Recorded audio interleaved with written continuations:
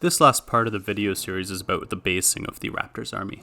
To create these bases, I ended up having to create an entirely new way to base my models. I knew I wanted this dark mud, but there was nothing out there already to do it. The foundation of the basing material that I use is a textured paint. In this case, it's called resin sand, and it has a grit to it. And when it dries, it actually dries clear. So I start off by taking a large amount of the paint. It's kind of hard to measure how much I'm going to need, so I always make sure I have a lot of bases ready to go, more than I think I'll need. And I put it into a mixing cup here.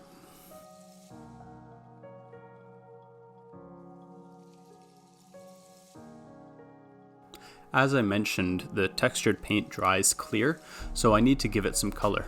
To do that, I've mixed up my own shade of brown pigment here. So this is just pigment. It's dry pigment that you can buy for weathering, and I started off with a brown base and I added a little bit of black to it in order to get it to a dark, richer kind of wet mud tone that I wanted for my army.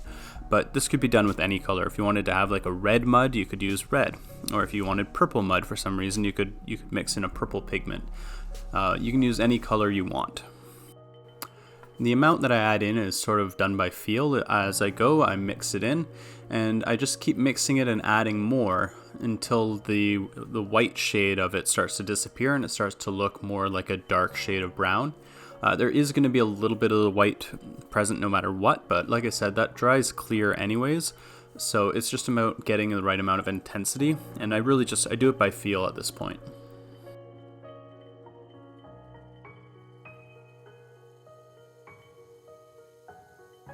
The color isn't quite intense enough yet, so I add a little bit more of my pigment into the mixture here.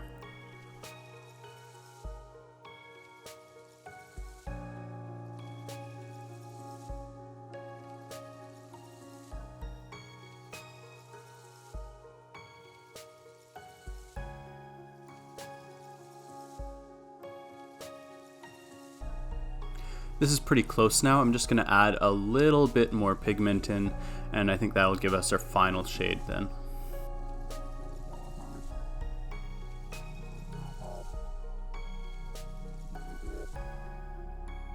There we go. So we just have to mix that pigment in so it's nice and even throughout everything.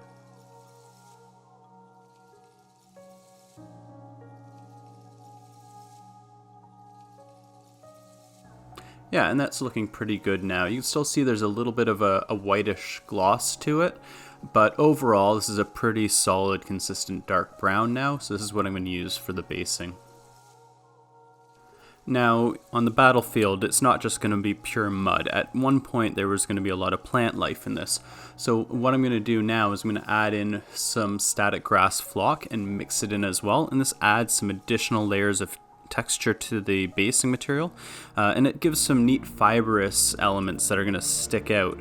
Now, it's not going to retain any of the green color at all because we're basically mixing it into paint, so that's going to completely dye it, but it does change the texture of the basing material, and it adds these nice little bits of hair and grass that are popping out when we put it on the base. As with the pigment, we just have to mix it in. Again, it's just by feel. We don't want it to be too obvious, but it also helps thicken it a little bit, and it'll help it to form its shape and hold everything together. It'll bind all of the paint really well as it dries. So I add it in until it feels right, and then I stir it in. And just keep stirring until I can't easily see any pockets of it. It's nice and mixed evenly throughout.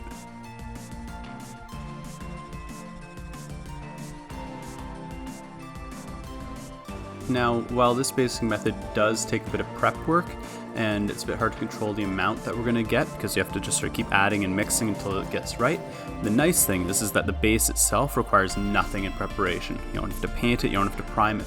What we're doing here is we're effectively just putting on a layer of thick colored paint, so the base will just work as is.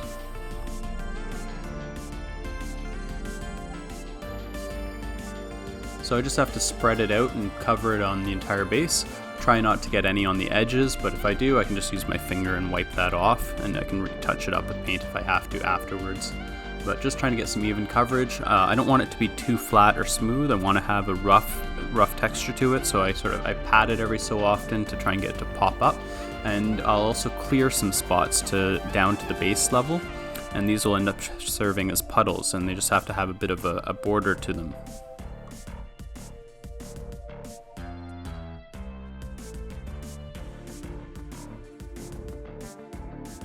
Usually with the bases, they already have the model glued onto them, so I just have to push it around with the toothpick and go around the feet of the model. I don't worry about getting a little bit on the lower parts of the feet or the lower legs because they're walking in it, so it's going to transfer onto them. That's fine, I don't worry about being too tidy. In the case of the bike here or in hover tanks, I end up doing the base completely separately and then attaching the model onto the base.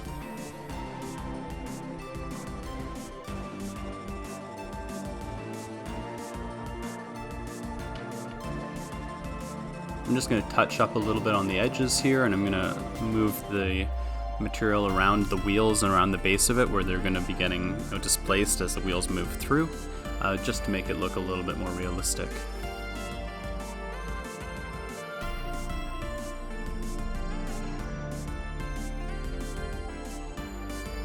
Now originally this was going to be the end point of the base, but I found that just the mud on its own was a little bit too plain and boring to look at, so I ended up getting grass tufts and adding those in as well. Realistically they would have all been trampled in completely, and they would be completely brown from the mud being splattered onto the grass, but just the solid entirely brown base was a little bit too plain to look at, so just to break up that surface, I started adding grass tufts. So even though they're a little bit less realistic to have them on here, they still really add to the visual interest of the base. There's definitely a compromise between realism and making things look cool and dynamic. By applying the grass tufts while the base is still wet, I can just sort of push them into it. I don't need to use any glue or anything, and as that paint dries, it's going to bind the grass tufts to it.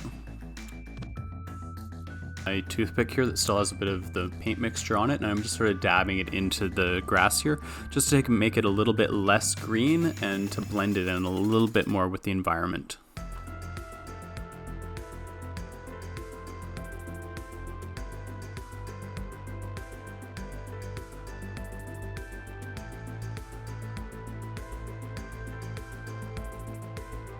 Once I'm happy with how all the grass looks and the amount of grass that's on the base, I take the Green Stuff World UV resin, which is crystal clear drying, and I just need to use UV light to cure it. It's super quick to work with, and I apply that into different spots, and I use it to create puddles. So as I mentioned before, as I was putting the mud on the base, I cleared areas, so little sort of potholes in it that I would use to then fill with the puddles.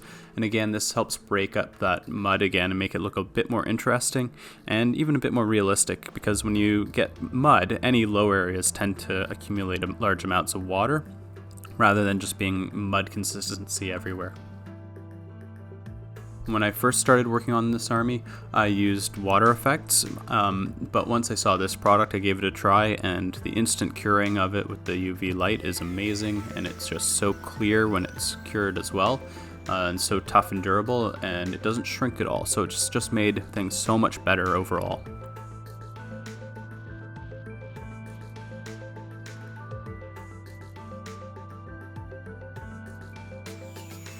Now, one thing I do need to warn you, however, is that the bases do have a long drying time. So even though the water here is cured instantly, the rest of the mud, that's going to take at least 24 hours to dry, maybe even a little bit longer, depending on how thick you put it on. But it will dry, and it'll be very tough and very durable once it's on there. This does, however, mean that you don't want to be doing your bases up the night before an event. I know from experience, because I've definitely played the next day with them still being a little bit on the wet side. Fortunately, I do transport this army around with magnets, so I was able to transport them safely without the bases touching anything. But still, you want to be doing this far in advance of when you need them, because you want to give it probably a full 2 days to fully dry.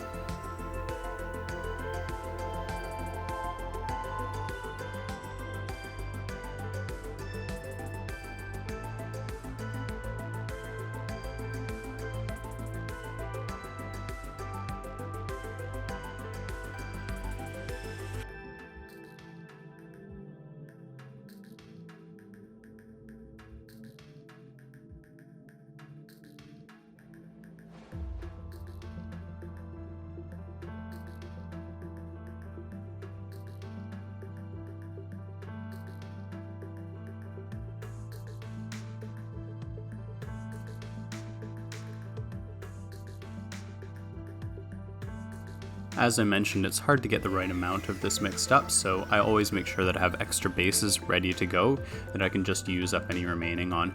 So you get to watch this again and fast forward with Thank.